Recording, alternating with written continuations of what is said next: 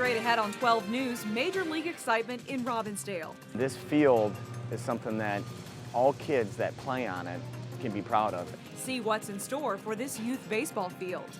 Then, a day a Maple Grove homeowner would rather forget. What knocked out power to her home? But first, nurses at North Memorial raise concerns about a proposal they say will hurt patient care. 12 News starts right now.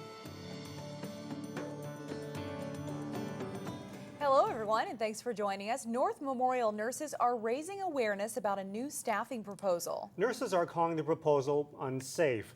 Under the plan, nurses say North Memorial Medical Center would cut back on nursing assistants, and the number of patients that nurses care for would increase.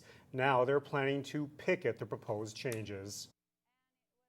Long story short, our professional opinion from all the nurses across the whole hospital that it could not safely be done.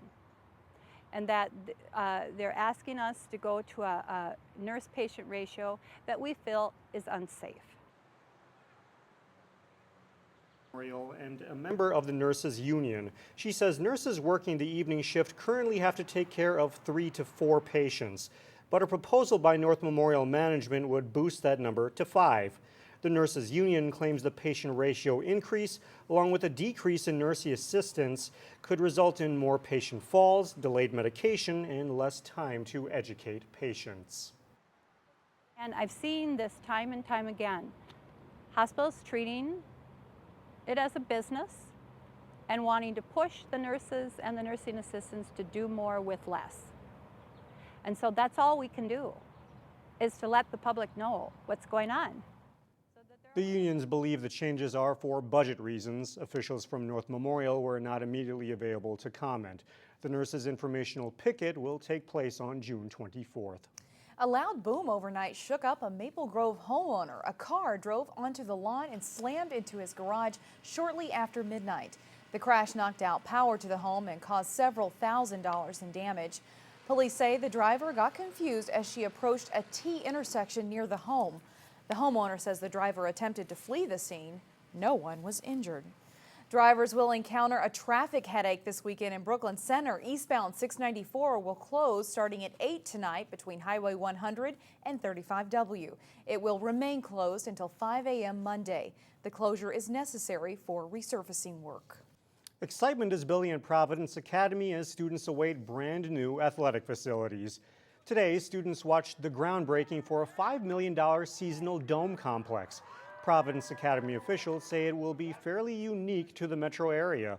One of the biggest changes is the school will now have more uses for the football field. It'll be great to get all of our teams down here that have been field sport teams, because like I said, this has been a football-only field, so it'll be nice to be able to bring soccer and lacrosse into the stadium. The build-out will also get us a full track and field facility, so we'll have the capability of hosting meets, and that's not been the case here in the past either. The improvements also include construction of a field house to handle concessions and admissions. The hope is to have everything ready by fall. The Providence Dome will also benefit the public. The school plans to make it available for community use on nights and weekends. Well, the impact from next month's Major League All-Star game will be felt from Target Field to Robbinsdale. And as Eric Nelson reports, Birdtown is getting a big league benefit. Dirt, dust, and debris will soon morph into a baseball gym. For a small community like Robbinsdale, on our own, we could never have this type of facility. Lee Park is getting a Major League makeover. That's going to be pretty cool. This $1 million field of dreams is made possible by Major League Baseball and the Minnesota Twins. It's all part of the All-Star Game's Community Legacy Program. It's a bit surreal because it's such a nice facility for us to have. This neighborhood ballpark will have a field turf playing surface, a new scoreboard, and new foul poles. It will also have a Major League field. It's pretty exciting. When the Robbinsdale ballpark opens up next month, it'll be a mini version of Target Field. And it will give youngsters a chance to dream about playing in the major leagues. Yeah, it is. It's almost on the exact same dimensions. The Twins and MLB chose this site because it was shovel-ready and because of its proximity to neighboring communities. Robbinsdale serves not only kids from Robbinsdale, but kids from the north side of Minneapolis, kids from the surrounding suburbs and the Robbinsdale Little League. So it goes beyond Robbinsdale. They hope to host tournaments there, and we're excited about that. Robbinsdale has a rich tradition in baseball, and for us to be able to have this now is we'll be able to continue that tradition. In Robbinsdale, Eric Nelson, Channel 12 News.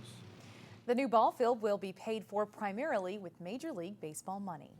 If you go to Champlain Park High School this weekend, you'll see proof that lacrosse is one of the fastest growing sports in the nation. Preparation is underway to turn the practice fields into lacrosse fields for one of the largest tournaments in the state.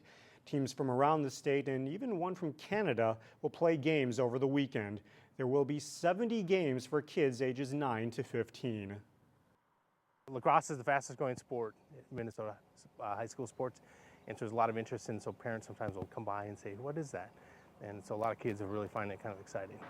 Mayor Lundy serves on the board of the Champlain Park Youth Lacrosse Association. Another bit of proof lacrosse is catching on. 6 high school teams from our area have advanced to the state tournament. Well, coming up, a first-of-its-kind concert for Plymouth. Plus, we're in the garden with natural solutions to help ward off those mosquitoes. And then later in sports, local tennis players aim for top spots in singles and doubles competition. But first, more rain in the forecast. Saturday is full of showers. Sunday will be much nicer.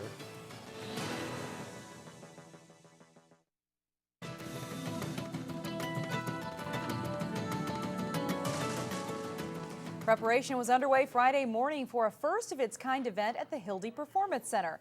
The Gear Daddies and members of the Jayhawks will perform at the first-ever paid outdoor concert at the Hilde. The city says offering ticketed concerts with higher-profile musicians has been in the planning stages for a while. The city and promoter will be watching to see how this first attempt goes. We hope to build on this as our first. We're going to try one concert this summer and hopefully build it into a series if all goes well tonight. The music starts at 7:30 and you can buy a ticket at the door. It's $37 for general admission and $52 and up for VIP tickets. Folks sitting outside at the concert will probably have to deal with plenty of mosquitoes. Bug spray is one option. There's also a natural solution. Reporter Sonia Goins goes in the garden to show us some mosquito-repelling plants.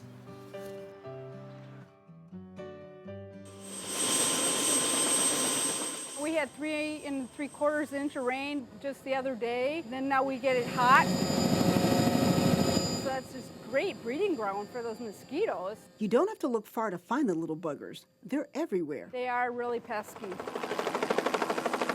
Metropolitan Mosquito Control has been out in full force spraying skeeters. But you don't have to use chemicals or spray to get rid of mosquitoes. It looks really pretty, but it does have sort of a nasty smell to it that's the mosquitoes and stuff like that do not like. The folks at Lyons Garden Center say customers have been coming into the store in search of a natural way to repel mosquitoes. They try to go more bee-friendly even, and human-friendly, because if you spray in your yard, it's going to drift into the neighbor's yard. Marigolds have a distinctive smell, which mosquitoes find offensive. It doesn't smell real good for the homeowner, but it does keep away a lot of the mosquitoes. They also have a compound that's often used in insect repellent.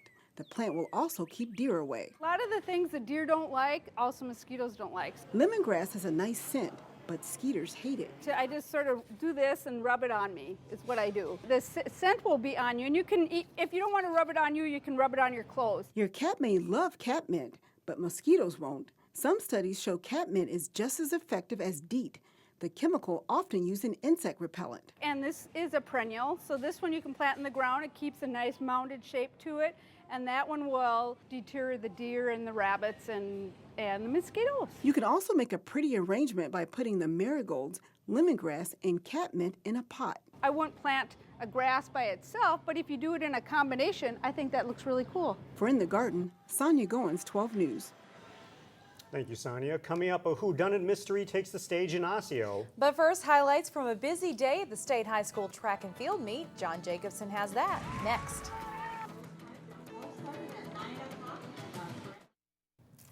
Welcome back. John Jacobson joins us now with sports, and many schools have wrapped up for the year, but sports still going strong. They are. Yeah, a lot of sports wrapping up actually this weekend with softball, tennis, track and field as well. The state's best track and field athletes are at Hamline University today and Saturday for the state meet. The Northwest suburbs are well represented.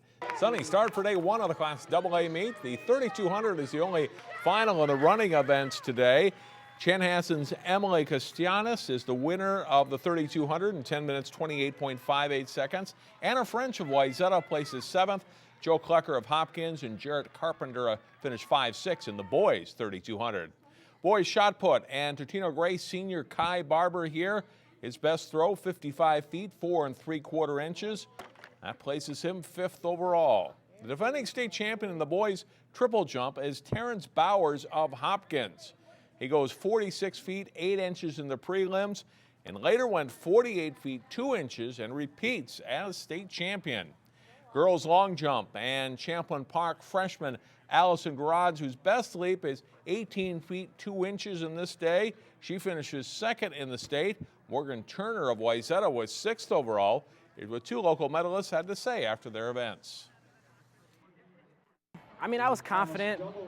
I won last year, so I was coming in trying to defend my title, and I felt like I was obligated to win. So I put in a lot of hard work and practice, me and my coaches did, and it paid off.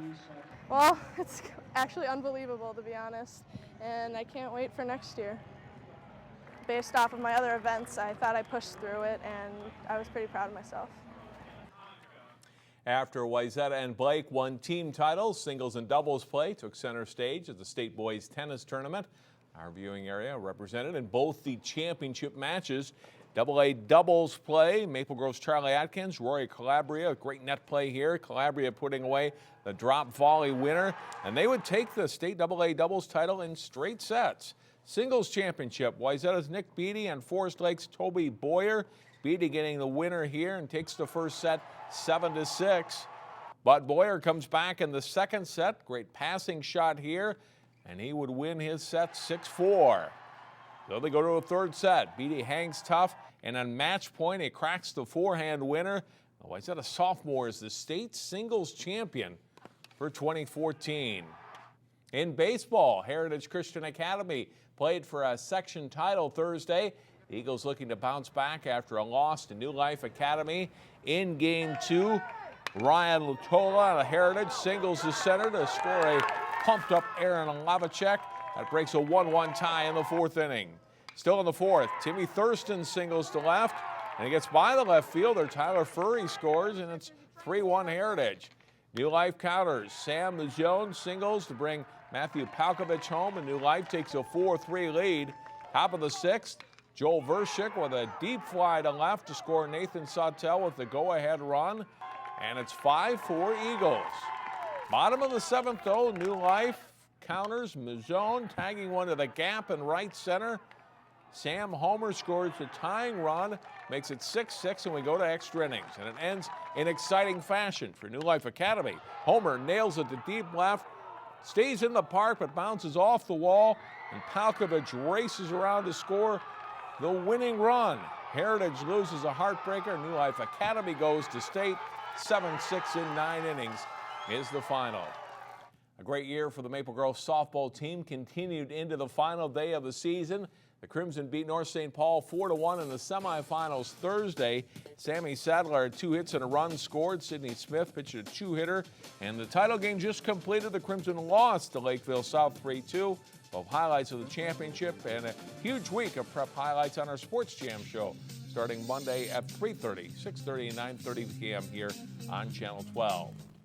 Terry Tuma practices patience in this week's Channel 12 fishing tip. Here's Terry. So often we as anglers, let's just use walleyes as an example. You know, we start out with maybe jigs or maybe live bait, rigs and leech and so forth, and we don't have any success. So we work it for a little time frame, and then we say, well, you know, these fish aren't biting, let's go home. And we see that so often, especially in the last couple of years. People are loading up their boats at 8:30 in the morning. And always remember, fish are biting. And yes, some place on that body of water that you're fishing. And yes, location is a factor, we all know that, but most importantly is understanding the lures, you know, the profile, the color, rattles or no rattles, the line that you're using, the you know, when you're talking jigs and so forth, maybe it's the size of the jig, the way you're jigging, and then, you know, let's carry to that other step of really concentrating on exactly what lures are going to pick up these fish and work that whole system. But if we use this concentration, keep a very open mind and practice versatility, we are going to catch fish no matter what species it is, and that also applies to open water and ice fishing. Be sure to tune in next week. Just keep enough fish for the frying pan. Thanks, Terry. Should have mentioned, too, day 2 of state track and field, Saturday at Hamlin. All right. Thanks, John. Up next, a weekend showcase with drama and suspense. We head to Osseo next to preview the 39 steps.